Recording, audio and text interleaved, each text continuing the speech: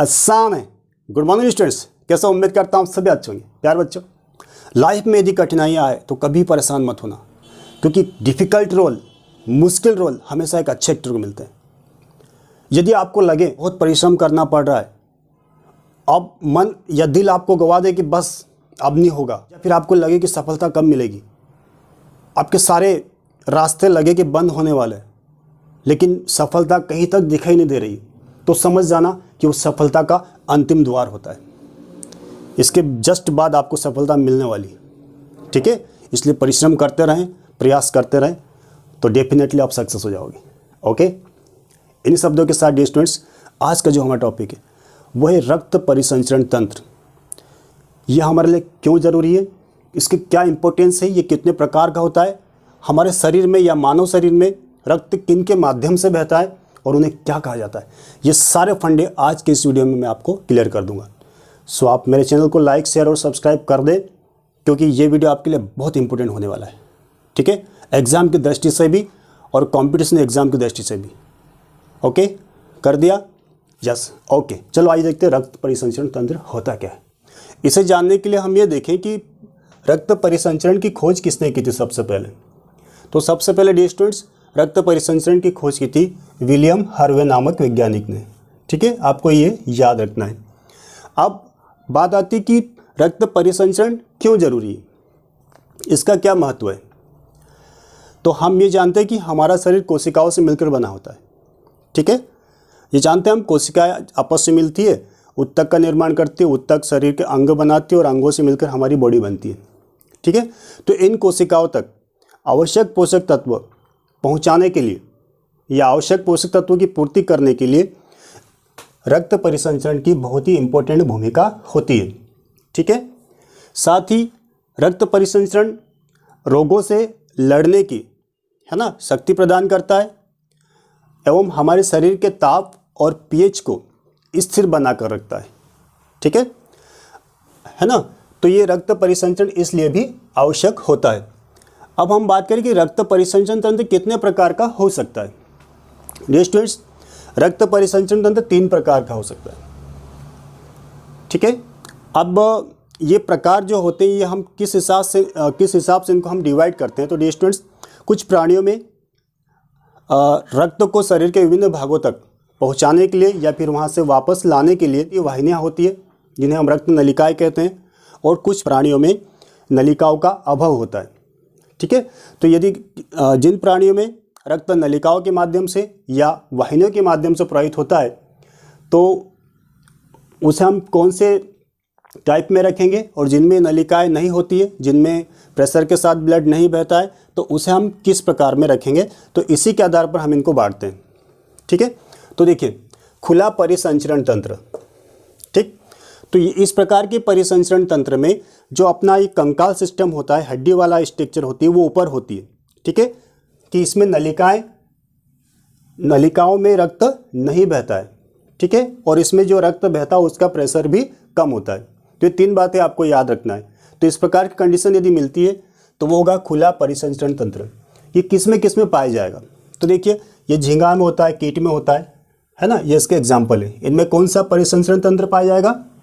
खुला परिसंचरण तंत्र। अब बात आती है बंद परिसंचरण तंत्र। इसका जस्ट अपोजिट हो जाएगा।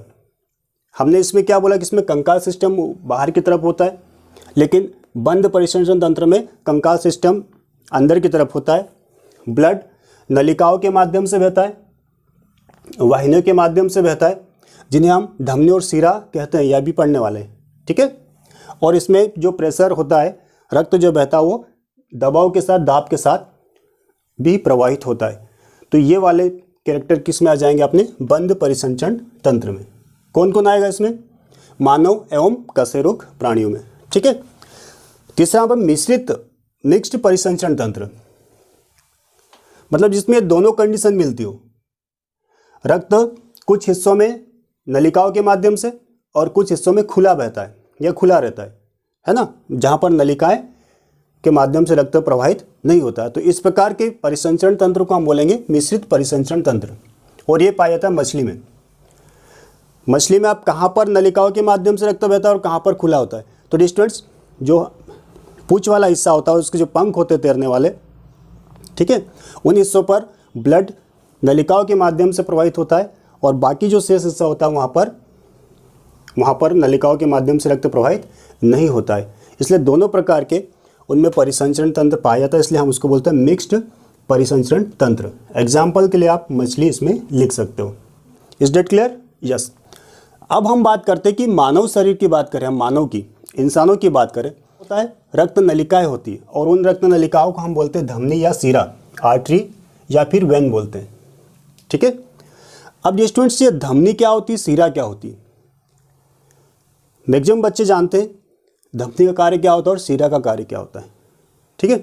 तो हम फिर भी जान लेते हैं कि जो धमनी या आर्टरी होती है स्टूडेंट्स, धमनी क्या करती है कि इसमें रुधिर हृदय से, मतलब ये हार्ट से रक्त को लेकर आती है और शरीर के विभिन्न भागों की ओर।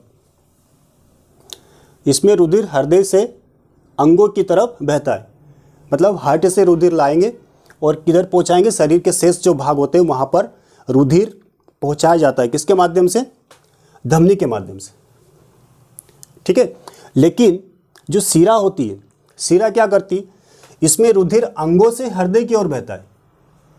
इसके जस्ट विपरीत ये हृदय से रुधिर को शरीर के विभिन्न अंगों तक पहुंचाती है, लेकिन सीरा जो होती है वो वापस अंगों से रुधिर को लाती है और हार्ट तक पहुंचाती है। बात समझ आ रही ना?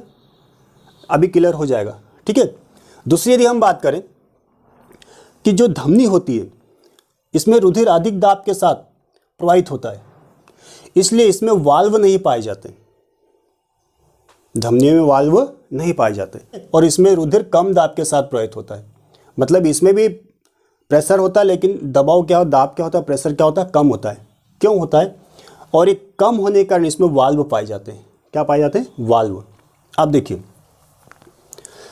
इसमें रुधिर का दाब अधिक है, तेज गति से प्रवाहित हो रहा है, तो इसमें वाल्व नहीं पाए जाते, ठीक है। क्यों नहीं पाए जाते? क्योंकि जब स्पीड के साथ ब्लड बह रहा है, रुधिर बह रहा है, तो वापस लौटने की तो गुंजाइश है ही नहीं। तीसरा देखिए, इनकी भित्ति अधिक मोटी तथा लचीली होती है। ओके, भित्ति से मतलब हम इनकी दीवार बोल सकते हैं कि धमनियों की जो दीवार होती है वो अधिक मोटी होती है तथा लचीली होती है। अब ऐसा क्यों होता है? ऐसा इसलिए होता है क्योंकि इसमें प्रेशर जो होता है ब्लड का, रुधिर का, वो ज़्यादा होता है। अगर ये मोटी नहीं हुई है ना, तो हो सकता है कि उसका मतलब क्षतिग्रस्त होने के चांस ज़्यादा हो जाते हैं, जिसके कारण से इसकी भित्ति या दीवार क्या हो जाती है, मोटी होती है और लचीली होती है। लेकिन सीरा की जो दीवारें होती है या भित्ति होती है वो कम मोटी तथा लचीली होती है, इसमें ज़्यादा प्रेशर नहीं होता है, ठीक है। आगे हम बात करें पल्मोनरी सीरा को या सॉरी धमनी को छोड़कर इसमें शुद्ध रक्त मीन्स O2 युक्त ऑक्सीजन युक्त रक्त बहता है। शुद्ध मतलब ऐसा नहीं कि साफ सुथरा होगा ज़्यादा, शुद्ध रक्त मतलब उसमें ऑक्सीजन है, O2 युक्त रक्त शरीर के विभिन्न अंगों तक पहुंचाने का कार्य करती कौन? धमनी। लेकिन पल्मोनरी धमनी को छोड़कर, ठीक है, पल्मोनरी धमनी क्या करती है कि हार्ट से, है ना, अशुद्ध रक्त को ले जाती लंग्स तक, फेफड़ों की तरफ, इसलिए इसको बोलते हैं पल्मोनरी धमनी। इसको कभी कभी आप देखो कि अपवाद स्वरूप भी पढ़ते हैं हम, कि अपवाद के रूप में पल्मोनरी धमनी अपवाद है, ठीक है। बल्कि अपवाद नहीं, बल्कि एक कॉन्सेप्ट है। कॉन्सेप्ट मतलब ये जो धमनी होती है ये हार्ट से कहाँ पर जा रही है? लंग्स की तरफ जा रही है। और लंग्स की तरफ क्यों जाएंगे? वहाँ पर हमें ऑक्सीजन लेना है। लंग्स क्या है? श्वसन अंग है ना, तो वहीं से ऑक्सीजन मिलती है इनको। तो ये धमनी क्या करती है, यहाँ से अशुद्ध रक्तों को ले जाती है हार्ट पर, ये सॉरी लंग्स के पास, और वहाँ से बोलती है भैया इसमें ऑक्सीजन मिला। और अशुद्ध रक्तों को पल्मोनरी धमनी क्या करती है? अशुद्ध रक्तों को हार्ट से कहाँ पहुँचाती है? लंग्स की तरफ। इसलिए हम इसको पल्मोनरी धमनी कहते हैं, लंग्स की तरफ जा रही है रक्त को शुद्ध करने के लिए, उसमें ऑक्सीजन मिलाने के लिए, ठीक है। बाकी जितनी भी धमनियाँ होगी पल्मोनरी को छोड़कर, बाकी से सभी धमनियाँ शुद्ध रक्त को हार्ट से शरीर के विभिन्न भागों तक पहुंचाती है, ठीक है। इसलिए हमने बोला इसमें शुद्ध रक्त बहता है, राइट। लेकिन पल्मोनरी सीरा को छोड़कर इसमें अशुद्ध रक्त बहता है। अब यहाँ पर अशुद्ध की बात क्या हो गई? सीरा में अशुद्ध से तात्पर्य ये हुआ कि इसमें किसकी मात्रा होगी, कार्बन डाइऑक्साइड युक्त, ये कार्बन डाइऑक्साइड की मात्रा होती है रुधिर में, उसे हम बोलते हैं अशुद्ध रक्त। अब पल्मोनरी सीरा को छोड़कर, तो पल्मोनरी सीरा को छोड़कर मतलब क्या हुआ कि ये पल्मोनरी जो सीरा होगी इसमें शुद्ध रक्त बहेगा, और इसमें पल्मोनरी सीरा को छोड़कर इसमें अशुद्ध रक्त बहता है। ठीक है, तो कहने का तात्पर्य हुआ कि पल्मोनरी धमनी में अशुद्ध रक्त बहेगा और पल्मोनरी सीरा में शुद्ध रक्त बहता है। ठीक, ये बात समझ आ गई। ओके, अब हमें ये देखना है डियर स्टूडेंट्स कि धमनी और सीरा होती कहाँ पर है। तो ये 4 पॉइंट में लिखे, आप 1-2 पॉइंट और बढ़ा सकते हो। तो डियर स्टूडेंट्स, जो धमनी होती है वो त्वचा से दूर अधिक गहराई पर स्थित होती है, अंदर की तरफ ज़्यादा गहराई में स्थित होती है धमनी।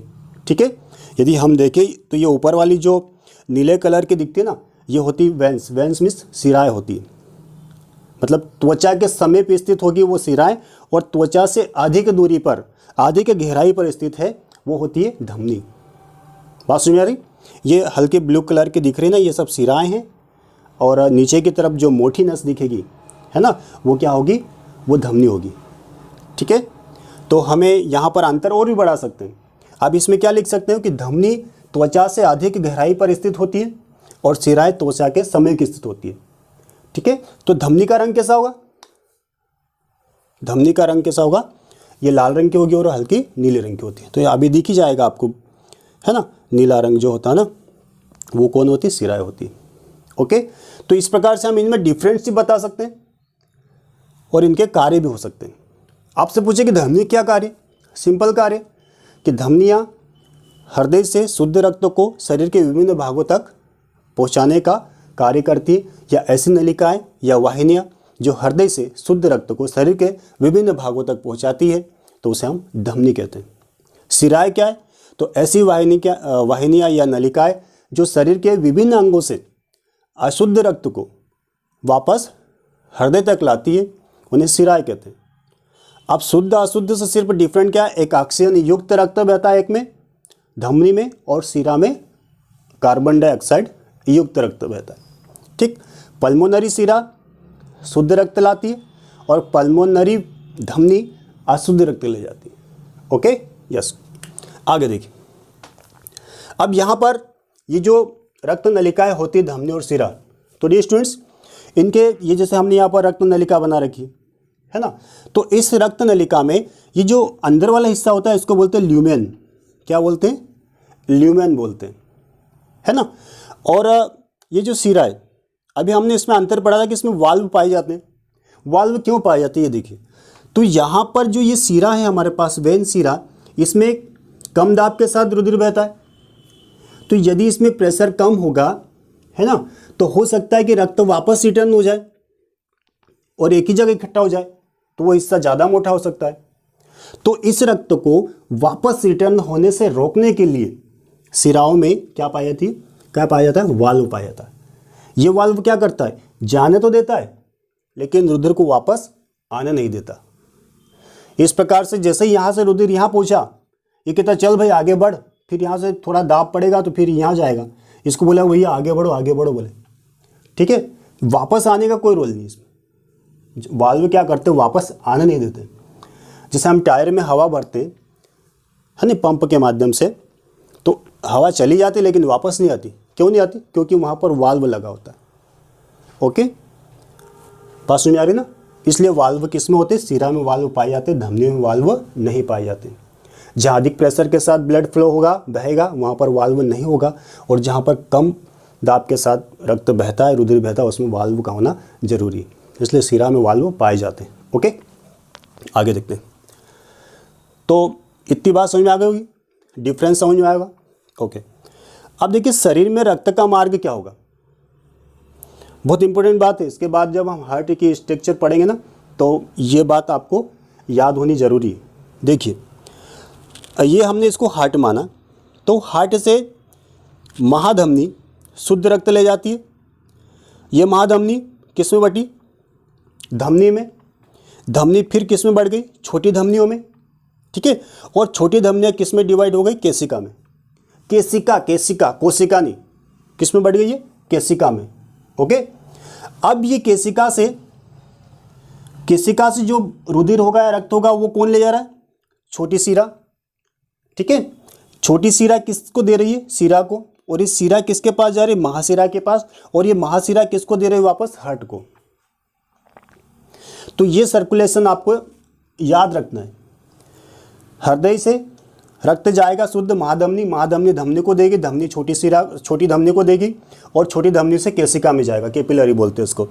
और केशिका से छोटी शिरा, फिर महाशिरा और फिर वापस हृदय। इस प्रकार से सर्कुलेशन चलता रहता है। ठीक है, तो यहाँ एक क्वेश्चन बनता है कि वह कौन सा स्थान है जहाँ पर शुद्ध और अशुद्ध रक्त दोनों आपस में मिलते हैं। बात समझना, ये परिसंचरण तंत्र जो हमारे पास में है, जो ये सर्कुलेशन है, वो पूछता है कि वह शरीर का ऐसा कौन सा हिस्सा है या कौन सा भाग है जहाँ पर शुद्ध रक्त और अशुद्ध रक्त दोनों मिलते हैं। ठीक है, तो स्टूडेंट्स वो वाला पोर्शन होता है केशिका वाला। देखिए, यहाँ से शुद्ध रक्त जा रहा है, यहाँ मिला, यहाँ आने के बाद में ये छोटी शिरा यहाँ से कौन सा रक्त लाएगी? अशुद्ध। मतलब यहाँ शुद्ध रक्त भी और अशुद्ध रक्त भी, दोनों का मिलाप कहाँ होता है? केशिका में। ठीक है, तो केशिका में शुद्ध और अशुद्ध दोनों प्रकार के रुधिर उपस्थित होते हैं या मिलते हैं। वो हिस्सा कौन सा है? केशिका। कोशिका नहीं, केशिका। अगली बात समझिए, वेरी गुड। आगे हम हार्ट स्ट्रक्चर जब पढ़ेंगे तो आपको ये वाली बात याद रखना है। ये बाहर वाला सिस्टम हमने बता दिया, हार्ट के अंदर वाला जब हम वीडियो बनाएंगे उसमें आपको समझा देंगे। ओके, और हमारे चैनल को लाइक शेयर और सब्सक्राइब करना ना भूलें।